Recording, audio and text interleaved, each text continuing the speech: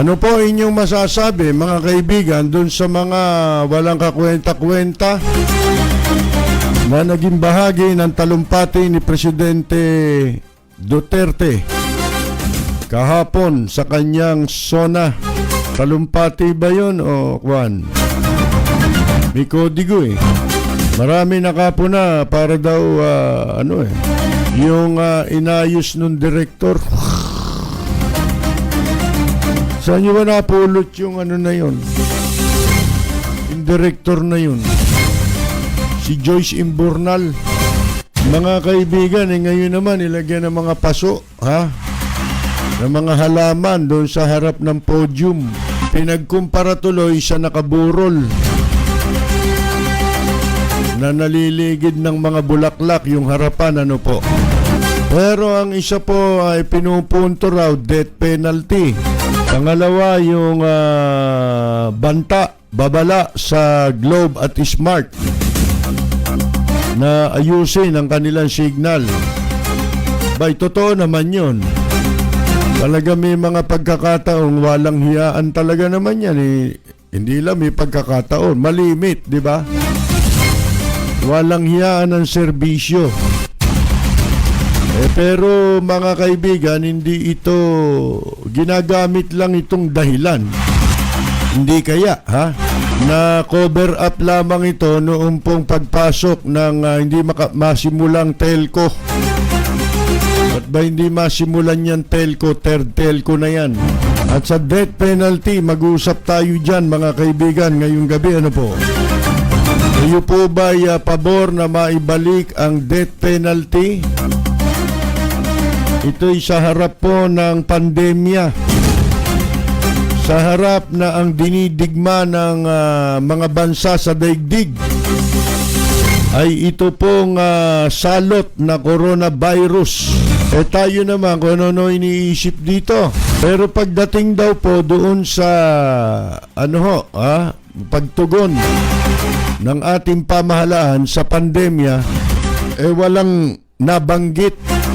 Pinantsawan pa ni Ike Losada, Harry Roque, na baka raw mga bingi, yung mga pumupuna.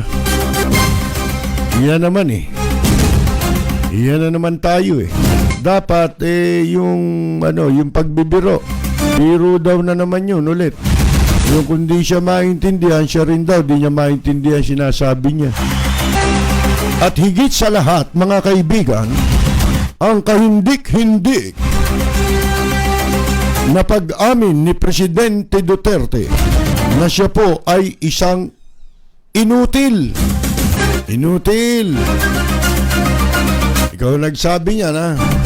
Baka mamaya pag tinawag ka naming inutil, magalit ka na naman. Ikaw ang nagpangalan sa sarili mo niyan, inutil. Yung sinasabi ho natin kagabi na wala na pala siyang magagawa.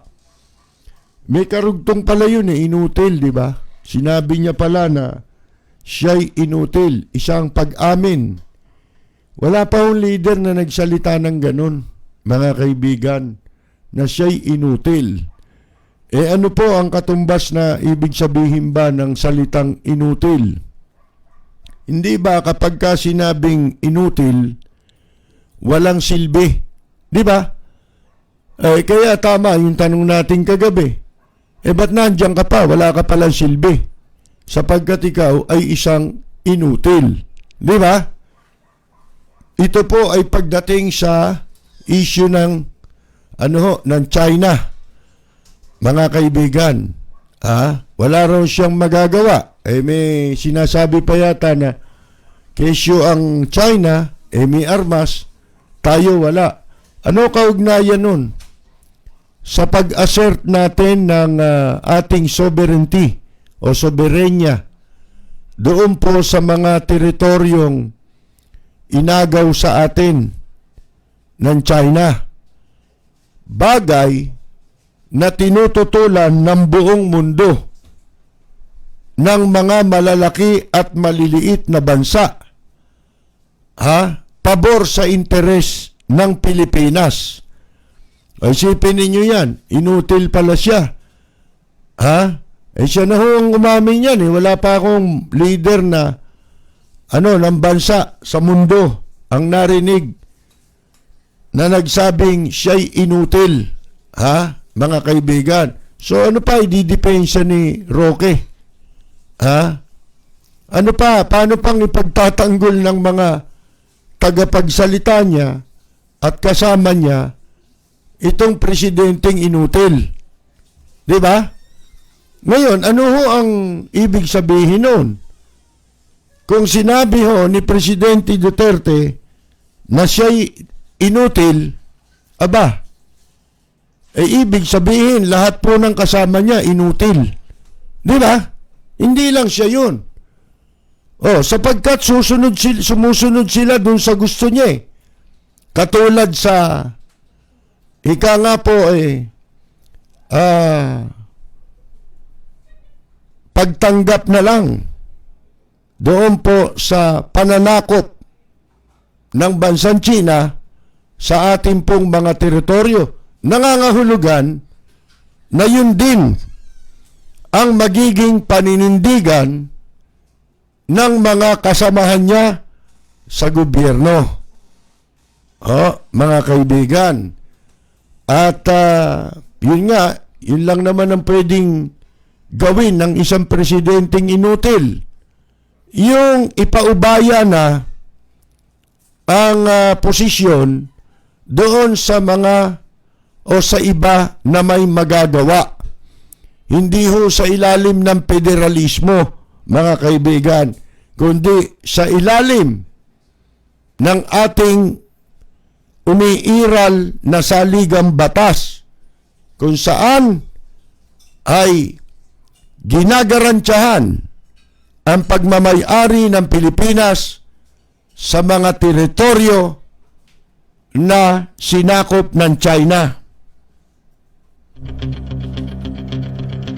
Walang preno kung bumatikos, malalim at makatwirang komentaryo. Mag-ingat ang mga politikong gumagawa ng kalokohan at baka kayo ay tamaan ng Rapid Fire! Alam niyo ito si Bad Eli Cuyucot Soriano na balimbing, mga kaibigan. Dati Liberal Party. Gustong umuwi ngayon. Mga kaibigan. Gusto makabalik ng bansa. Ang ginagawa, dito naman siya bumabalimbing sa nakaupong administrasyon. Pero inamin na ni Presidente Duterte sa kanyang bibig mismo nang galing na siya'y inutil. Ano ba masasabi ni Eli Soriano sa inutil? Gago! Tanga! Inutil! Tarantado! May inutil din no? Tarantado itong Eli Soriano ito, mga kaibigan, no? Napakawalang hiyan ito. Sipin mo nagmumura. Kala ko inutil lang ang sasabihin Ngayon, ibig sabihin po, yun din ang paninindigan ng lahat. Gaya ng sinasabi natin kahapon, ang ating Armed Forces of the Philippines ay nanumpa sa saligang batas. At ang mandato ng ating Armed Forces of the Philippines ay ipagtanggol ang ating bansa laban sa pananakop ng mga dayuhan. Tanong natin ngayon, paano ngayon magagampanan ng Armed Forces of the Philippines ang kanilang pananagutan at tungkulin na sinumpa nila, mga kaibigan, kung ang Commander-in-Chief nila ay sinasabing siya'y inutil.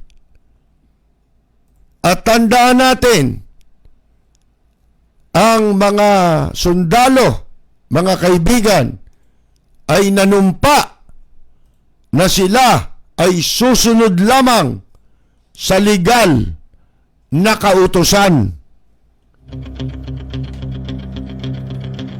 Walang preno kung bumatikos. Malalim at makatwirang komentaryo. Mag-ingat ang mga politikong gumagawa ng kalokohan at baka kayo ay tamaan ng Rapid Fire! At sa kabila po niyan, mga kaibigan, akalain mo ito si Ike Losada, si Harry Roque. Ang sabi from scale of 1 to 10, paano niya, paano niya igagrado yung talumpati sa SONA kahapon ni Presidente Duterte? Alam niyo kung ano sabi? 9 raw ba? Ginawa mo lucky 9 to mga kaibigan. Sus Maria Josep, 9. Tama yun. Kung ang pinakamataas, 1. Diba? Talagang 9 yun. Sipin mo, nasa harap tayo ng pandemya, ni wala pong binanggit kung ano ang hakbang. Paano haharapin sa mga susunod na araw ng presidente at ng kanyang administrasyon ito pong pandemya na iniintay lang naman talaga nila dumami hanggang makaimbento. Yun ang iniintay nila, makaimbento ng bakuna yung China. Hindi ba? Kasi walang ibang preventive measures na nakikita ang sambayan ng Pilipino, mga kaibigan, kung paano mapipigil ang pagdami nito. Walang ginawa itong DOH kundi bilangin o maglabas ng datos na pataas ng pataas ang bilang ng mga nagpo-positibo sa coronavirus. Walang preno kung bumatikos. Malalim at makatwirang komentaryo.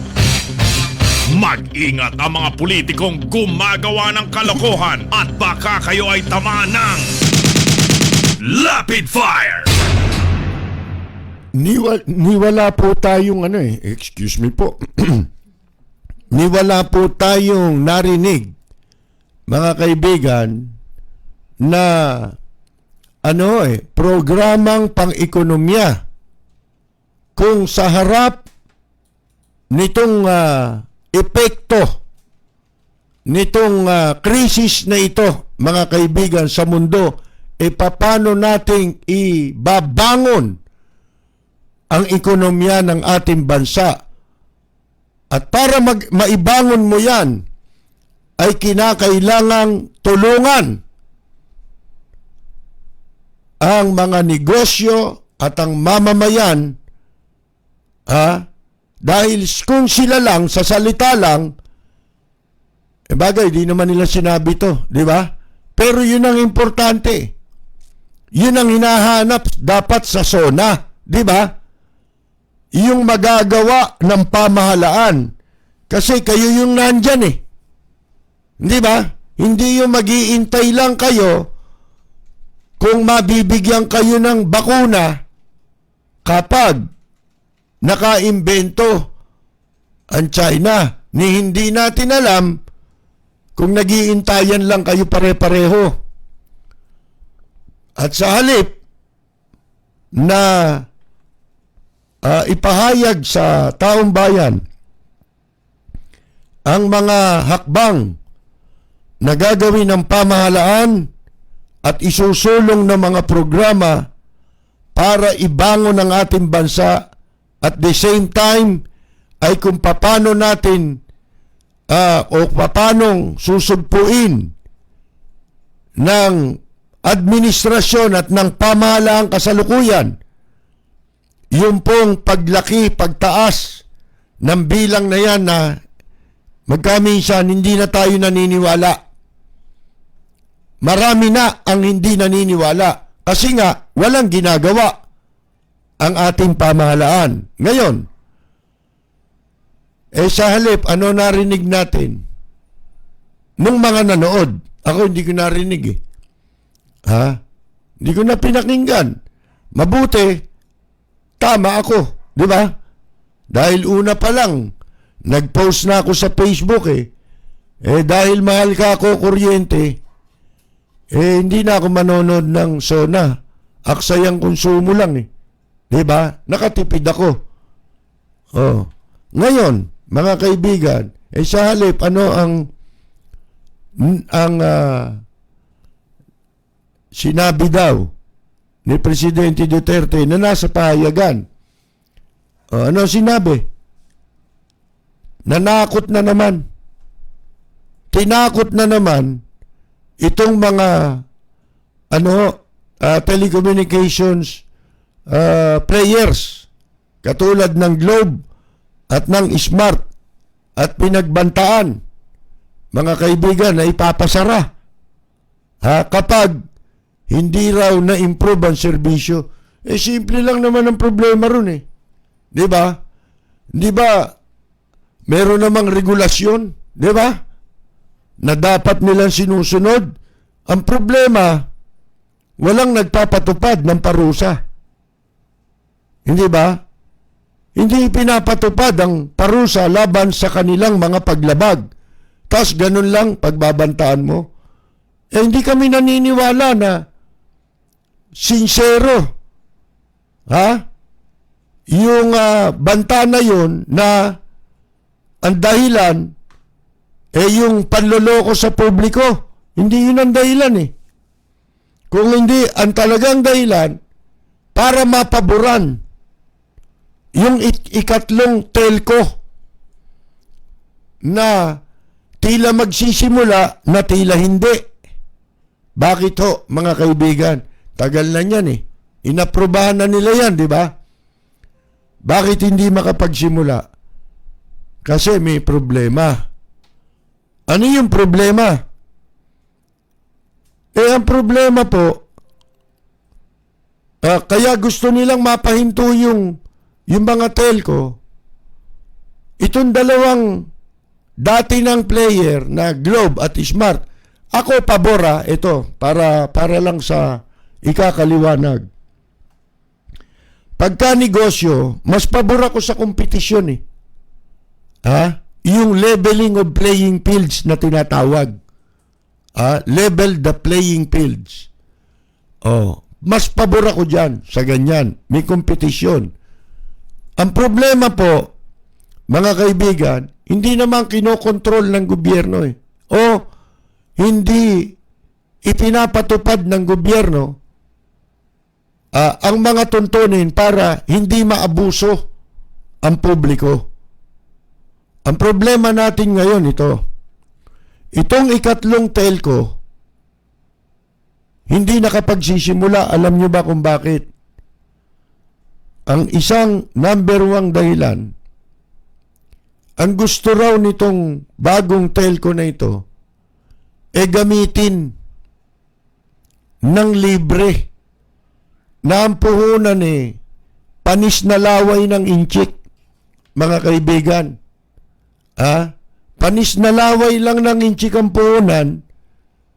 Gusto magamit nila yung mga cell site. Doon sa nakatayo ng mga cell site, doon sila gagamit. Gagamitin nila yun nang hindi sila magtatayo ng sarili nilang cell site. Mga kaibigan, anong katarantaduhan po yan? Walang preno kung bumatikos. Malalim at makatwirang komentaryo. Mag-ingat ang mga politikong gumagawa ng kalokohan at baka kayo ay tamaan ng Rapid Fire! So ano po ibig sabihin nun, mga kaibigan? Nung pagbabanta sa dalawang communications players na Smart at Globe, ang ibig sabihin, ano ibubungan yan? Ito na, mga kaibigan, kung sakasakaling magkatotoo yan, walang ipinagkaiba yan sa ginawa sa ABS-CBN. At gusto pang palakpakan natin sila sa pandarahas na ginagawa nila. Hindi nila nile-level ang playing fields. Gusto nilang sila naman ang mag-monopolize. Parang shabu. Di ba? Parang inagaw lang yung shabu sa ibang nagbebenta ng shabu. Dahil sila na ngayon na nakaupo, kailangan kanila na yan. Yung industriya na yan. Ganun ang, di ba? Ang ABS-CBN pinalalamig-lamig lang yan. Ginagawa ng kung ano-anong, circumvention, mga kaibigan. Isinasakay sa tubibo muna. Pag hilong-hilo na tayo, dun din babagsak yan. Saan? Sa kamay ng inchik. Yun din yun. Ganon din ang mangyayari sa telco. Sapagkat ayaw nilang pumayag na ipagamit ang kanilang cell site, patatagalin sila, kunyari, at bibiglain niyang bigwasan. Hindi para sa kapakanan ng consumer o ng mamamayan na niloloko ng dalawang telco. Mga kaibigan, tayo pabor maparusahan ng telco. Pero kung ang binabalak nyo masama, hindi naman para sa kapakanan ng consumer, kung hindi sa kapakanan ng mga inchik. Alam nyo, pagka inchik ang pinapasok mo sa telco rito, nakakabahala yan. Hindi ba? Halimbawa, nagkatotoo yung sinabi nila. Yung banta. Alam niyo yung banta, ginawa rin sa ABS-CBN yan. Pag pinagbantaan ka, gagawin na yan. Bakit? Lahat nakakumit na Kailangan ng ekonomiya natin. Hawakan na ng inchik. Yan ang commitment. Basta sila, kikita sila. Ngayon, mga kaibigan, ano mangyayari ngayon? Kayo, ano sa palagay ninyo? Pagka pinatigil yung dalawang telco, di siyempre, magwawala ang publiko. Bakit? Mawalan ka ng signal Di ba? Paano mo magagamit ang cellphone mo? Paano mo magagamit yung internet? Diyan na tayo ngayon. Nakabase lahat sa ginagawa natin. Kaya nag-aaral ka, kaya nagre-research ka, kaya nagtatrabaho ka. Lahat ng yan mga imbensyon. Makabagong imbensyon sa kasalukuyang panahon na necessity para sa publiko. Sapagkat na yan pinunanan mo na yan Hindi ka na makakakilos ngayon ng wala yung mga gadget mo. Paano kung may gadget ka nga, wala naman signal. So ano mangyayari? Gagawin talaga tayong busabos. Bakit to? Siyempre, para magkaroon ng signal, papasok ngayon itong bagong telco. Parang yung channel ng ABS-CBN. Para may mapanood ka ulit, kailangan buksan ulit yun. Iba na nga lang ang may-ari. Diba? Pero ang mapanganib pang isa, sabi ko nga sa inyo, sa saligang batas natin. Kaya binibiti nila yung ABS-CBN. Pero eventually, mapapasa kamay ng mga inchik yan. Bakit hindi nila magawa ng tahasan pa ngayon? Sapagkat may batas tayo sa saligang batas natin Hindi pwedeng magmay-ari o o mamuhunan pumasok sa anumang negosyo na may kinalaman sa communications, ang sino man dayuhan. Labag sa konstitusyon yan, mga kaibigan. Bakit nila binibitin kung ganun din lang pala ang gagawin nila? Ibibigay din pala ito sa mga dayuhan. Eh siyempre, meron silang binabalak. Bibiglain din tayo. Pag naihanda na nilang lahat yan, talsik na kayo, biglang federalismo. Mga kaibigan. Kaya nga sinasabi ko sa inyo, di ba, may nakahain ng batas. Pasado na sa second reading. Yung 100% foreign ownership dito sa Pilipinas, pinapayagan na. Sipin mo, may konstitusyon na umiiral na nagbabawal sa mga dayuhan na mamuhunan pumasok sa negosyo na may kinalaman sa communications at mga public utilities. Pero gumagawa sila ng batas nila sa Kongreso na pumasa na sa second reading. Yung pong 100% pinapayagan nila magmay-ari ang dayuhan. Sino pang dayuhan ang mamumuhunan dito? Wala nang ibang dayuhang mamumuhunan dito sa Pilipinas. Sa kalagayan ng Pilipinas. Ang pwede na lang mamuhunan talaga rito, talagang inchik na lang. Dahil nakakumit na yan. Hindi ba? Dahil ang mga negosyo ng China, ayaw nang papasukin sa ibang bansa. Ito lang, yung TikTok, yung ginagamit ng mga walang magawa sa buhay. Mga kaibigan, huwag kayong gagamit niyan. Pinagbabawal na sa Amerika yan. In the same manner, yung Google, hindi rin pinapayagan sa China. Sa Hong Kong, tinanggal na yung TikTok Mga kaibigan Susunod na rin Facebook kasi sa China walang Facebook, di ba? Bawal. Ngayon, ano mangyayari ngayon? Yan yung sinabi na yan, premise yan. Conditioning of minds na yan. Tinatansya nila ang tao. Kung maiintindihan ng tao yan, hindi papayag ang tao. Tinetesting nila. Pero pag nakita nila na wala pala kayong gagawin, tuloy yan. Kamukha ng ginawa sa ABS-CBN. Na ibibigay din yan sa China. Ngayon, hindi pa. Bakit? Sisiguraduhin nila. Kumbaga sa basketball, shoot yan. Mga kaibigan.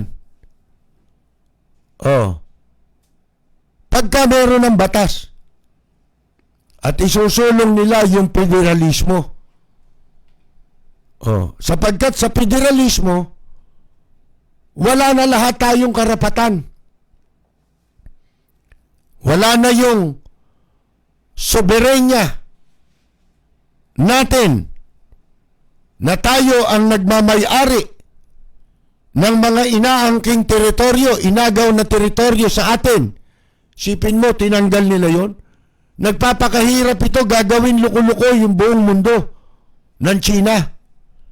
At ang magpapatupad itong gobyerno natin para gawin baliw ang mundo. Bakit? Isipin mo, nandyan sila ngayon. Kung malakas na puwersa ng malalaking bansa ang nasa South China Sea, bilang pagpapakita na hindi nila pwedeng gawin sa Pilipinas at sa iba pang mga bansa, lalo-lalo sa Pilipinas, sapagkat tayo ang number 1 casualty na inaabuso, tinatampalasan ng bansang China. Pinakikita ng mundo na tutulungan nila tayo at hindi nila kinikilala yung sinasabing pag-angkin ng China, sapagkat ang kinikilala nila ay yung paborableng desisyon ng UNCLOS, mga kaibigan. Sa The Hague. Isipin mo yan. Tayo ang gagamitin nila para ipahiya yung mga malalaking bansa na kaalyado ng Pilipinas at ng Amerika. Ang Australia nagsalita na rin. Hindi namin kinikilala yung palsipikado yan, yung ginagawa ng China ang pag-angkin. Gumawa sila ng sarili nilang mapa. Isinama nila yan. Yung mga teritoryo natin.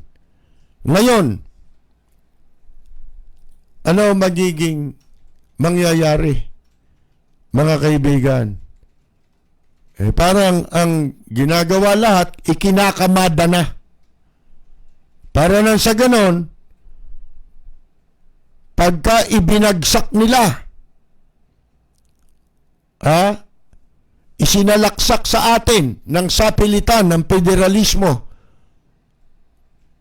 hawak na ng bansang China ang lahat ng ekonomiya ng Pilipinas. Ang ginagawa, di siyempre, nagkatotoo halimbawa sa Disyembre, ipinasara ang Smart, ang Globe. Wala na tayo. Useless na ang mga gadget mo kung wala ka namang internet. Ano mangyayari? Itong mga Pilipino, sinusubukan. Wala ito. Mga sukab ito Alam ng China. Pinag-aralan na tayo Kung ano yung ipinatutupad ng gobyerno ng Pilipinas ngayon, yan ang idinidikta ng China. O di siyempre, bigla silang susulpot itong telco nila. Ano ang mangyayari? Abay, papalakpak pa tayo kasi isinalba yung ating access sa internet. Ang hindi nyo alam, limitado na kayo. At hindi lang limitado, kontrolado na kayong lahat. Sapagkat ganyan ang ginawa nila, mga kaibigan, para manakaw, makuha ang lahat ng impormasyon ng mga tao. Kaya sila pinalaya sa Canada, kaya ibinaban yung kanilang telecommunications company sa ibang mga bansa. Yan ang paraan ng pananakop ngayon sa mundo na ginagawa ng bansang China. At ang masakit dito sa ating bansa, maraming hindi nakakaintindi. Hindi nila iniisip ang mga magiging resulta nito sa ating bansa, mga kaibigan. Diba? May internet sila, pero sa China, bawal ang Facebook. Di ba? Kaya, napakasama na ng sinapit ng Pilipinas sa loob ng nakalipas na 4 na taon. hindi natin akalain. Ha? Kaya pinagsisisihan natin tayong mga nagkamali ng pagpapasyang ito ang piliin natin. Maling-mali po. Ha? Mas mabuti naman tayo na nagising kesa yung mga taong ayaw nang umalis sa pagkakatulog nila. Parang yung katwiran nung araw. Kung saan daw sila nadapa, doon di sila babangon. Ewan ko kung makabangon pa kayo, mga damuho kayo. Mula sa top-rated music station ng Dekada 80, ang WBL. Tuloy na naglilingkod sa inyo sa pamamagitan ng magaganda at piling-piling programa. Mula Lunes hanggang Linggo, aalawin kayo ng aming kilalang mga komentarista at public service program. Ito lamang sa himpilan ng DWBL.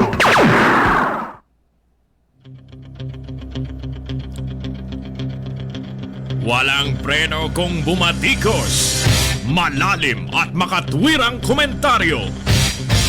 Mag-ingat ang mga politikong gumagawa ng kalokohan at baka kayo ay tamaan ng Rapid Fire! Madaling sabi, dinidribble tayo na parang bola. Pinatatagal lang lahat para maikamada ang lahat. Kumbaga sa chess pagdating ng isang sandali, kapag ang mga Pilipino ay hindi natauhang magkaisa, kapag ka hindi bumangon ang Pilipino doon sa issue ng Marcos, mula sa issue ng Marcos at ng Aquino na hindi naman tayo kasali, sapagkat kung anuman ang partisipasyon na dapat maging bahagi ng Pilipino sa kasaysayan, nagawa na natin yun.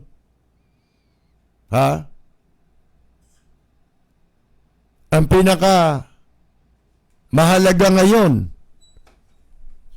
ay itong bansa na mawawala sa atin. Mawawala na tayo ng sariling bansa. Mawawala na tayo ng sariling identity sapagkat doon na tayo pasusunurin sa gustong mangyari ng bansang China na maging komunista rin tayong bansa tulad nila, mga kaibigan. So, kesyo death penalty raw. Balik daw ang death penalty. Ewan ko kung sinabi na para yata sa mga sangkot sa droga. Pag-isipan nyo munang mabuti. Yung sinasabing banta sa Globe at sa Smart. Dapat mabahala na kayo dyan. Ganyan-ganyan ang naging estilo, hindi ba? Ang hakbang laban sa ABS-CBN, hindi para buwagin ang oligarchy dito sa Pilipinas. Hindi naman ganyan ang pagbuwag sa oligarchy. Sinasabi ko na nga sa inyo kung paano Di ba? Paano uunlad ang bansa natin? Di ba? Naimungkahi na natin yan. Sa paanong paraan? Limitahan mo sila.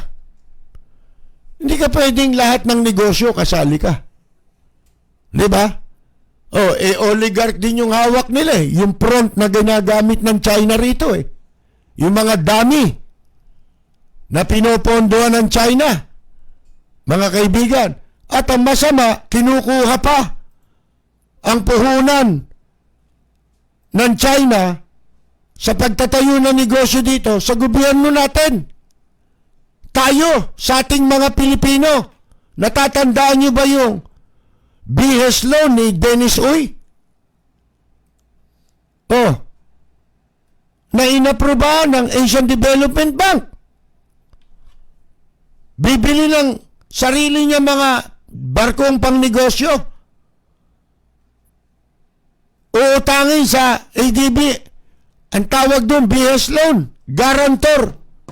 Ang gobyerno. Mga kaibigan. Negosyo ng China yan eh. Sipin ninyo yan, ha? Yan ang masakit. Tapos, nipis-pis, walang makuha mga naayuda ang mga mamamayan, lalo na yung mga mahihirap sa harap nitong napakahaba na nating pinagdaraan ng lockdown, quarantine. Alam mo ninyo,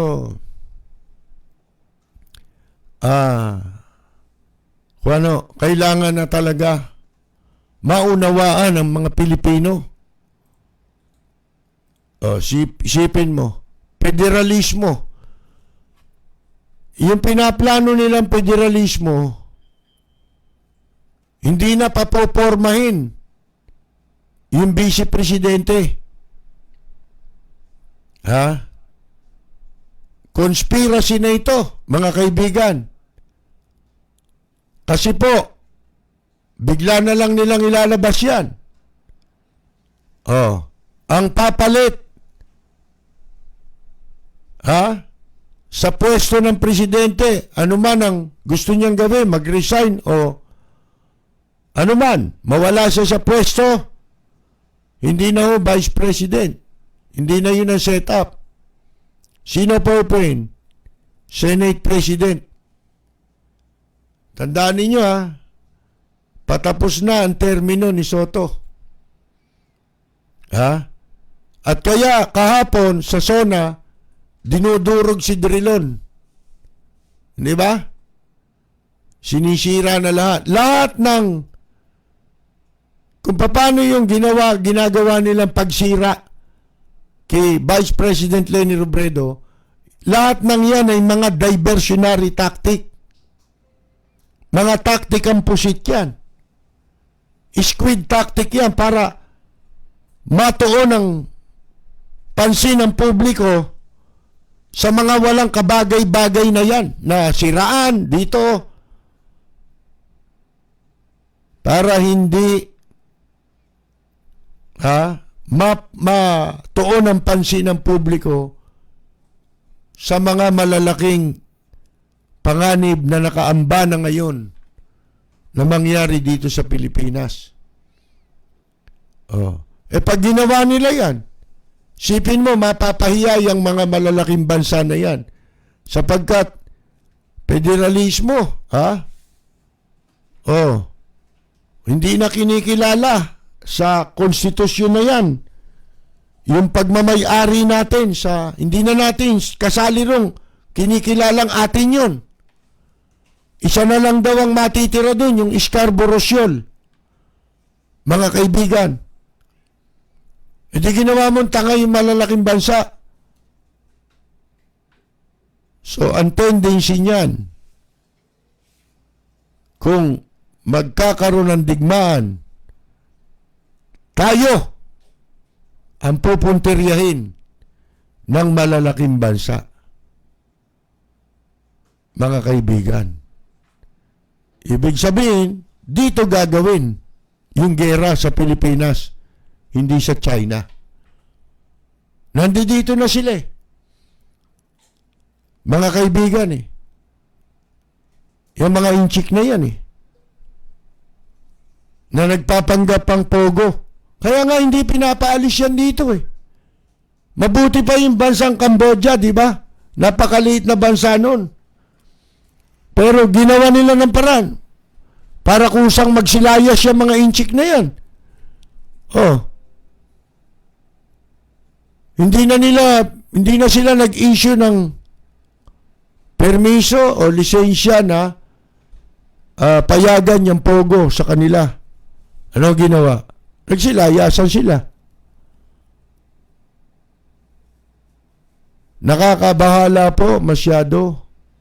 Isipin natin kinabukasan ng ating mga anak. Isipin ninyo ang sakripisyo ang buhay, itinayang buhay ng mga bayani para tayo lumaya sa pananakop ng mga dayuhan sa ating bansa. Wala naman pala tayong gagawin. Papakita ko yung isang video. Sipin mo, last year yata ito o 2 years ago. May mga bata, mga kabataan ang pumunta sa isang lugar sa inaangkin nating teritoryo para i-assert ang sovereignty ng Pilipinas, para nila maiwagayway. Gusto nilang itirik ang bandila ng Pilipinas sa isang isla na kinakamkam ng China, na hindi sila ang dapat gumawa. Ang dapat gumagawa nun ang ating Armed Forces of the Philippines, ang ating gobyerno. Sipin mo itong mga kabataan, babae pa. Pinaalis lang sila ng mga Coast Guard ng China. Naiiyak sila. Mga kaibigan. Sa pilitan silang itinaboy para hindi sila makarating. Ang ginawa, hindi langoy. Yung isa nag-dive, swimmer eh. Yung babae. Batang babae ha. Sipin ninyo yan. Dinala niya ang bandila kung saan pinakamalapit niyang madadala at maiwawagayway ang bandila ng Pilipinas. Sipin ninyo yan. Ilang minuto ba yun? 1 minute mahigit po. Ito. Maririnig naman ito ng mga nakikinig sa radyo at yung mga nanonood sa ating live streaming, mapapanood nyo pa ito. Narito po.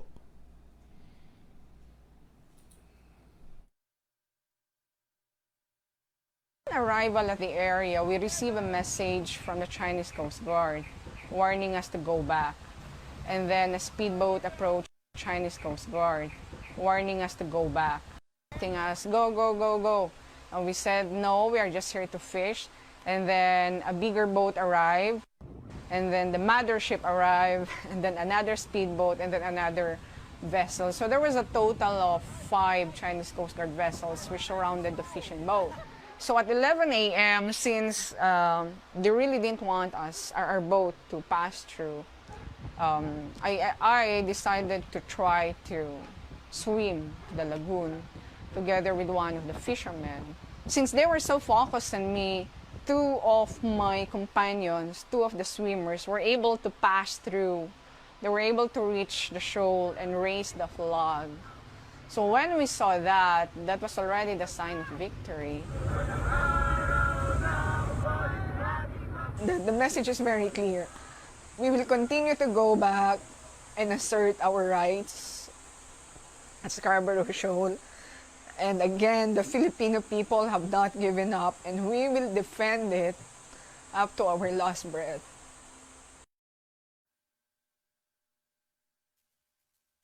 Sana po napakinggan ninyo at napanood ninyo. Doon sa mga nanonood, makikita ninyo habang nagsasalita yung batang babae, ay pumapatak ang kanyang luha, mga kaibigan. At sinabi niya na tayong mga Pilipino, dapat nating ipagpatuloy ang pag-iit sa ating karapatan at kasarinlan diyan sa mga sinakop na teritoryo ng China. Makikita niyo yung bata, tumutuloy yung habang nagsasalita siya mula umpisa hanggang matapos sa inyong napanood, umiiyak siya. Babae yun, mga kaibigan. Pero dito, ang mga mayayaman, sa totoo lang, di naman natin maasahan yan eh. Di ba? Wala namang titindig dyan eh. Laban sa mga dayuhan na yan. Kundi tayo mismo na mga mamamayan na may mga kakayahang gawin yan. kailangan nating ipakita yan na hindi natin papayagan na mangyari sa ating bansa yan sa maikling panahong nalalabi na lamang kailangan magpasya tayong mga Pilipino para igiit natin ang ating karapatan, ang ating kalayaan, ang ating kasarinlan. Lapid at sa mga listeners ngayon, binabati ko ang inyong programang Rapid Fire sa matapang at makatotohanan ng pagbabalita. Lagi po nating pakinggan ang programang Rapid Fire ni Kapersil Lapid. Ito po ang inyong katrupa at kaibigan, May Pacquiao. Maraming salamat po. Walang preno kung bumatikos. Malalim at makatwirang komentaryo. Mag-ingat ang mga politikong gumagawa ng kalokohan at baka kayo ay tamaan ng Rapid Fire! Hayaan nyo munang basahin natin ang ilang mga reaksyon galing sa ating mga kababayan. Ilan nating kababayan. May kaugnayan din naman ito dito sa ating pinag-uusapan, mga kaibigan. Galing kay Mimi Balejo ng Japan, kung di ako nagkakamali.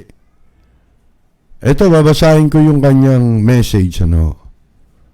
The opening of this speech, tinutukoy niya yung SONA kahapon. He said, sabi raw ni Presidente Duterte, "We live in troubled times," and forgot to mention who are the responsible for this, never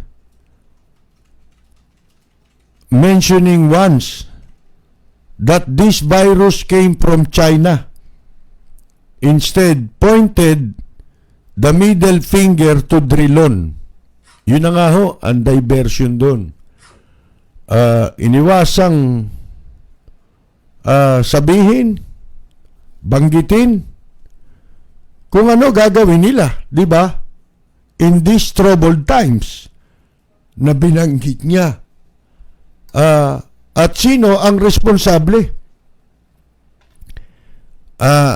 Dito sa virus na ito, protektado niya China, di ba?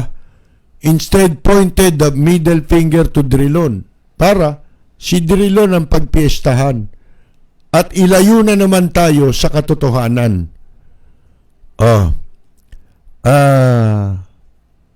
And positioning Bongo to be his successor. By this malasakit program, he leads. Just the word malasakit weighs heavy in our people's mentality. At the later part, di ko alam kung anong ibig niya sabihin doon. Siyempre, pagka malasakit, akala ng iba, totoo yun. At the later part, he says to the crowd, when he had a hard time reading at the teleprompter, he suddenly says, "My sight is not as good as new." This instinctive statement is what he is now, even as he talk about overcoming these troubled times with perseverance, patience, and determination. What he fails to realize is that perseverance is diminishing, that patience is running out, and that determination will soon turn around. And he had the guts to talk about human rights. What a hypocrite. He still has the dice in his favor that if we don't find the courage to pull the string, he wears on his middle finger, we might as well kiss it. Salamat po for your time to read my unsolicited opinion. Katotohanan, welcome yang mga reaksyon na yan sapagkat yan ang magsasabi sa tunay na nararamdaman ng bawat Pilipino. Karapatan natin yan. Dapat gamitin natin ng oportunidad ang mga pagkakataon. Lalo-lalo na paubos na yung panahon natin. Baka magising na lang tayo ng isang araw. Wala na ho. Ang binabalak kunyari, ginagawang cover ang oligarchs. Pagbuwag kunyari sa oligarchs. Pero ang totoo, hindi yun ang paraan Di ba, minumungkahi natin Kailangan, katulad sa ibang bansa, pumunta ka sa ibang mga bansa, maraming mayaman sa kanilang mga bansa. Japan, Singapore, Thailand, mga mamamayan nila. Sarili nilang mamamayan. Hindi katulad dito, may mga mayayaman na yan nga mga oligarchs na tinatawag na yan, kaututan dila rin ng mga politiko yan Diyan din sila kumukuha ng pera pang kampanya nila. Kaya pagka nanalo, karamihan pa dyan sa oligarch na yan, hindi lang isa ang binibigyan yan na kandidato. Para sigurado, pag may nanalo, makakapasok sila. Makukuha nila ang ibang negosyo. Yun ang ipatupad nyo. Ganon ninyo patayin ang oligarch dito sa Pilipinas. Kung ang negosyo mo, ito lang ang negosyo mo. Huwag kang papasok sa negosyo na makakakuha ka ng pabor sa gobyerno. Dapat ganon. Mga kaibigan, paunlarin mo yung negosyo mo. Kung real estate ka, real estate. Hindi yung real estate ka na. Construction supplies ka rin. Paanong lalago paanong kakalat ang negosyo? Kung imo-monopolize.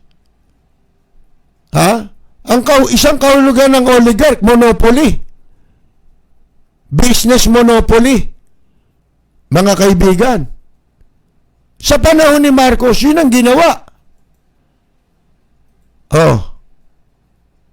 Ngayon na lang nagsilitawan ulit siya nung nawala na si Marcos Pero ito naman, nagpapanggap na, kunyari, bubuwagin yung oligarchs, pero hindi totoo yun.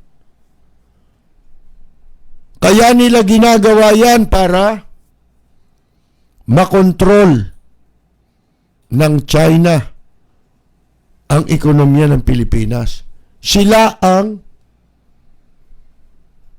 magpapatakbo ng mga negosyo, magpapayaman dito sa Pilipinas.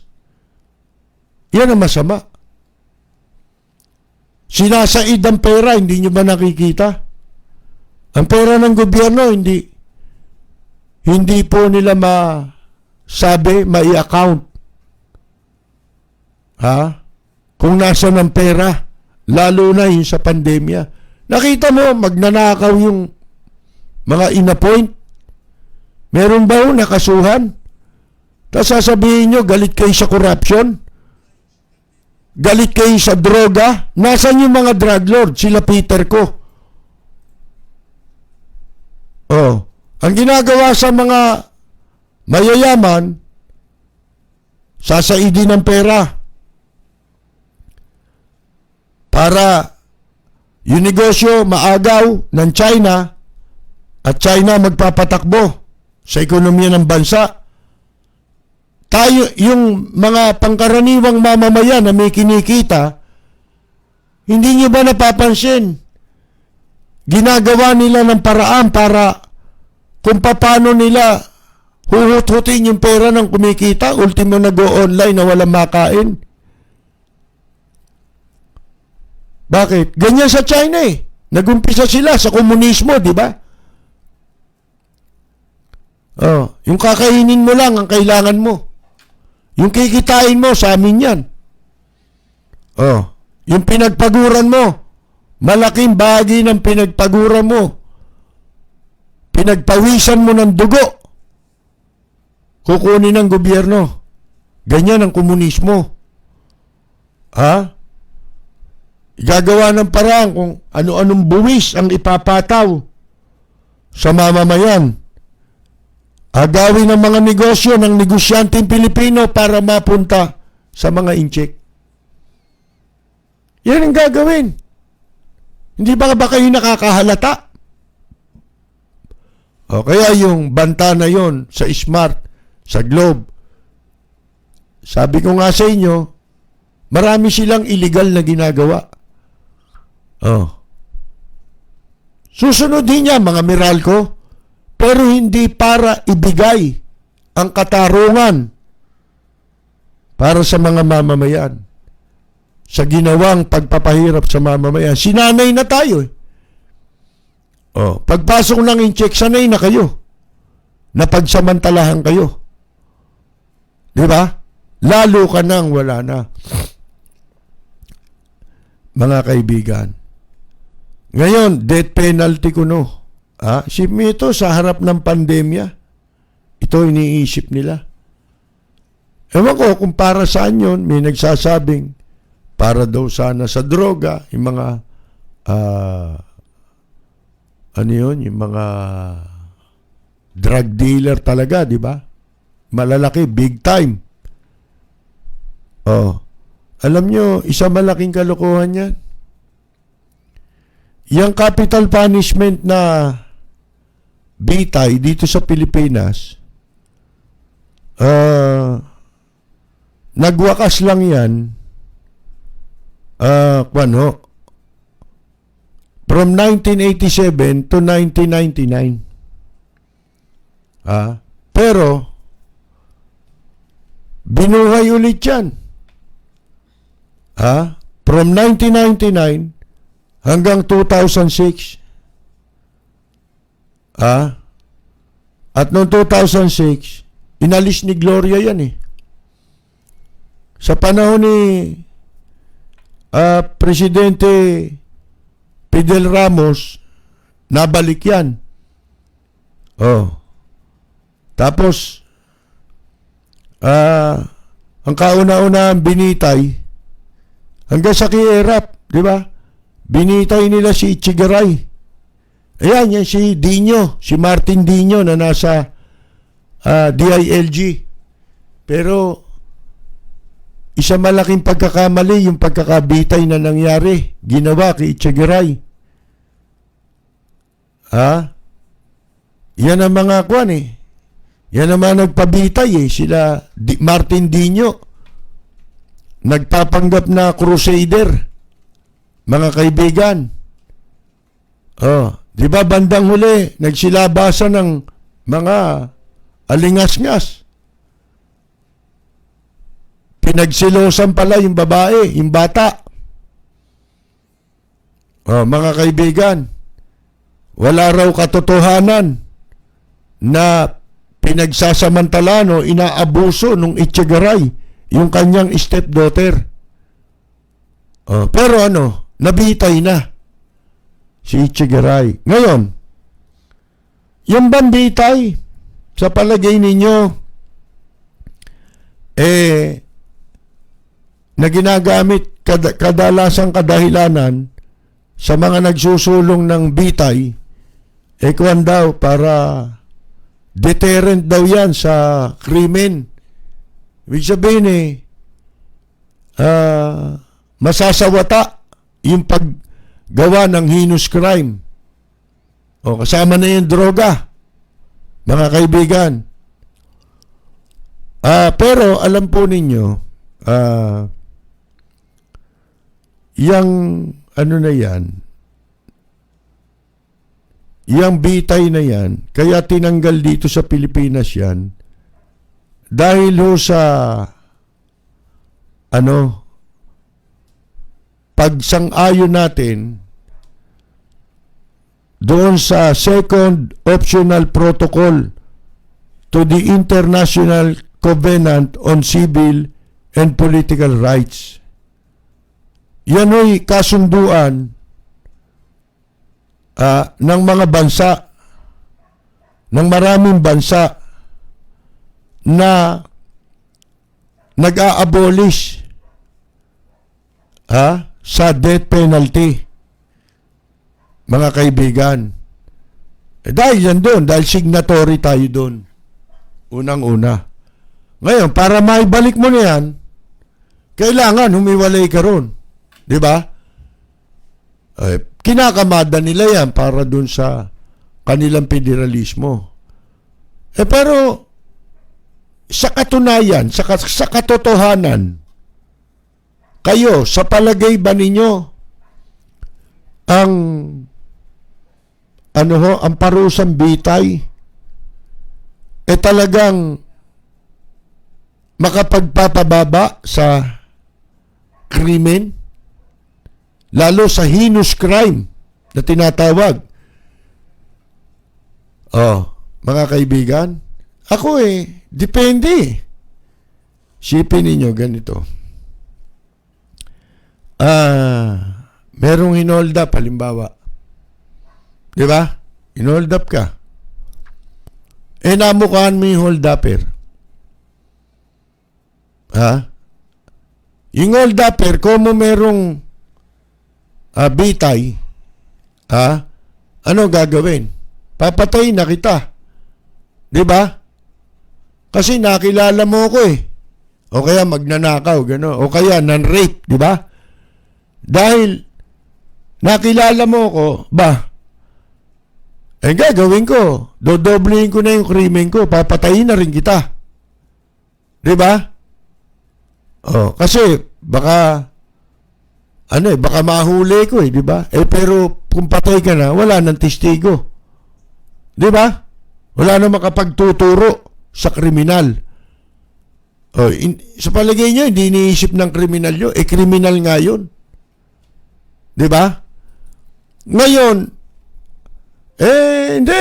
Daming krimen ngayon Lalaki ng krimen. Sa akin, simple lang Common sense lang Mga kaibigan. Yung bang pagdami ng krimen dahil sa walang death penalty, walang parusang bitay? Hindi ako naniniwala doon. Ang paglaki ng krimen, kay may bitay, kay walang bitay, mga kaibigan, ang totoo, sinasabi nga nung iba, di ba mas maganda yung matagal silang nagdudusa sa loob kaysa yung mamamatay lang yan? Di ba? Papatayin lang din pala yan, di? Bakit pa natin kinasuhan yan para makulong? Di ba? Di sana, hinanting na lang yan, patayin na lang yan. Papatayin din yan pag nahuli yan di ba? Nakasuhan. Ang haba pa ng prosesong yun. Lintik ang agony ng taong biktima, di ba? Sipin mo, a-attend ka ng hearing. Ang haba ng prosesong yan, mga kaibigan. Ganun din lang pala. Hindi ho doon Nakikita ko ang problemang pinakamalaki. Katulad niyang babaguhin ang konstitusyon. Tanungin ko kayo, ano kasalanan ng konstitusyon at babaguhin mo siya? Ginagawa nila nasagabal yung konstitusyon sa kung saan-saan. Kesyo sa pag-unlad ng bansa, hindi sagabal yan. Ang sagabal kayo. Bakit? Kasi hindi nyo nga naipapatupad yung konstitusyon. Ganon din sa batas. Kaya dumadami ang kriminal. Hindi naipapatupad ng tama o hindi gumagana ang proseso ng ating batas. May batas, pero ayaw paganahin ang proseso, mga kaibigan. Di ba? Oh. Anin mo pa yung death penalty ngayon lang eh. Ang dami na namamatay eh. Di ba? Doon lang sa war on drugs eh. Ang dami nang pinatay doon eh. Na maliliit. Ha? Pero malalaki nasan? Nasaan yung nasa likod ng mga big time na huli nilang droga? Oh. Diba? Diba lusot si Paildon? Si General La Peña? Oh. Ang lalaki niyan. At ang balita nga, diba? Sa customs ngayon, di na ginagamit yung x-ray, kaya katakot-takot daw ang shabu. Oh, mga kaibigan. Kaya lang, iinayan negosyo nila ngayon kasi walang kita tao. Di ba? Walang pambili. Oh, mga kaibigan, isipin ninyo, wala yan eh. Kahit na ang parusa mo lang ay habang buhay na pagkulong, kung yan maipapatupad ng tama, wasto. Kung lahat ay mapaparusahan, lalo na yung malalaki. Ha? Eh wala eh. Lahat ng malaki rito nakatakbo o pinatakbo. Mga kaibigan. Di ba? Wala naman nangyari ha.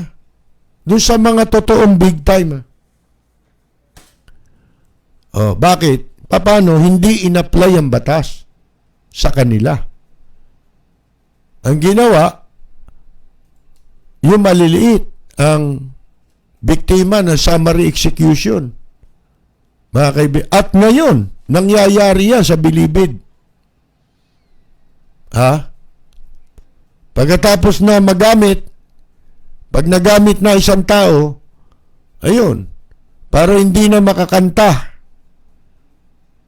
kailanman. O, katulad na nangyari kay JB Sebastian. Ako, mas naniniwala doon sa aking sinasabi. Hindi masama na entertainin natin yung sa pantaha na si JB Sebastian at yung iba pang mga preso na tumistigo labang kay Dilima pinalaya, ha? Para bilang kapalit ng kanilang ginawa. Yun ang paniwala ng iba. Hindi ako naniniwala ron. Mas naniniwala ako sa aking teorya na sila'y talagang pinatay na. Pwede rin mangyari yung kasi yung palalayain. Pero hindi sa ganong klase ng kaso. Pwede yan yung kaso mo matagal ka na nakakulong dyan, di ba? Hindi ka mapalaya, kamukha si Sanchez. Palilitawin, namatay ka na. Pwede yun. Pero ito, may mga nakapending na istorya di ba? Meron itong meron itong teleserye na inaabangan di ba? Imposibleng palayain sila sapagkat pwede pa silang magsalita kung buhay sila, di ba? Dahil walang makapagsasabi ng panahon. Mga kaibigan, tadhana lamang ang makapagsasabi sa panahon. Pero tayo pare-pareho, wala tayong alam sa panahon. Isang araw pwedeng kumantayan, di ba? Ba't ka pabubuhayin? Di ba? Wala yung sakwan sa walang logic yung ganon, mga kaibigan. Sana kung tapos na yung kaso, ha? At naidiin mo na, nahatulan na, baka ano pa rin tipoking ka pa rin kahit na natapos na yung kaso, di ba? at nagtagumpay yung paggamit sa inyo, pwede ka pa rin tudasin, di ba? Delikado pa rin ang buhay ng mga nagamit. Kaya mga kaibigan, yung yung death penalty, kaya ano man yung umiiral na parusa, ang pinakamahalaga na ipapatupad ba? Di ba? Kasi kung yun ang batas, di patupad nyo, o kulong, nakulong ba? Hindi nga nakulong mamatay pa. Di ba? Mabitay pa. Yun nga walang bitay Kulong na habang buhay lang Hindi maipatupad Yung pa ipapatupad ninyo, yung bitay. Mga kaibigan, di ba? So, yan pabalik-balik lang tayo dyan sa bitay na yan Sipin mo, tinanggal yan. Dati, tinanggal ni, ni Gloria. Pagkatapos na magpabitay si Erap nun. Di ba meron ding mga nahatulan pa ng bitay nun? Yung chong case sa Cebu. Yung sina ano ba yun? Mga mayayaman na bata. Nasalba yun dahil dito sa pagkakatanggal ni Gloria ng batas. At sinasabi na yung mga taong yun, hindi naman talaga sila may kasalanan. Nagkataon lang na malapit kay Erap. Yung sinasabing, hindi nga alam kung buhay pa yun ang yun ang maaaring buhay. Yung Chong sisters, may nagsasabi buhay yun, hindi naman patay. Kasi yung tinurong namatay na ipinakita, hindi raw pala yun yung anak. Di ba? Kaya kawawa yung mga nahatulan sa maling hatol sa kanila. Kadalasan yung mga nabibitay pagka heinous crime, kinukuyog yung yung korte, di ba? Yun namang korte, nape-pressure. Di ba? Ng mga, alam niyo na, pag sensational yung kaso, para hindi uminit yung judge, hahatulan kahit na, hindi tiyak na sila talaga yung nagkasala. Katunayan, dun sa kaso ng Chong na yun, maraming pinresentang ebidensya na hindi tinanggap ng korte, na balido. Mga kaibigan, sipin ninyo, ang kalokohan sa justice system natin, corrupt may corruption sa ating, yun ang talagang dapat na mawala. Diba? Kailangan gumana talaga ang sistema ng katarungan. Hindi yung sumusunod yung katarungan dun sa dun sa mga tao. Diba? Dapat yung tao susunod sa katarungan. Hindi, baliktad mga kaibigan, yung katarungan sumusunod sa may pera. Yun ang nangyayari. Mabuti na lang yung isa ron sa mga nakumbik doon sa Chong sisters. Nasalba sila yung isa. Pero hanggang ngayon, nakakulong pa yata sa Spain.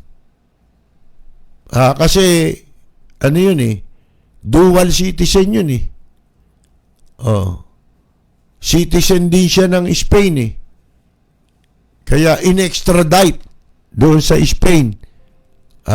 Pero kinulong din siya ron. Tapos mahatulan dito. Nakulong din dito, di ba? Na matagal. Bago siya naipatapon sa Spain. Tapos hanggang ngayon nakakulong doon. Tinalakay na natin ito minsan sa ating programa, mga kaibigan. Magandang gabi po sa inyong lahat. Ito po si Nonoy Zuniga, nag-iimbita sa inyo na sumubaybay at makinig lagi sa Lapid Fire. Ito ang programang mapanuri, may tapang at napapanahong komentaryo. Dito tayo sa Lapid Fire. Walang preno kung bumatikos. Malalim at makatwirang komentaryo. Mag-ingat ang mga politikong gumagawa ng kalokohan at baka kayo ay tamaan ng Lapid Fire!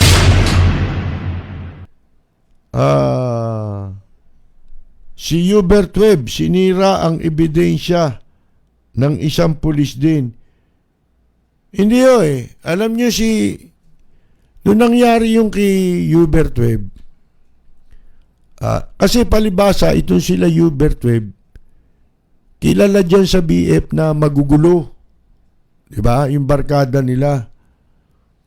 Pero sa katotohanan, si Mayor Lim ang director siya ng NBI nung mangyari yung kaso nung sila Webb.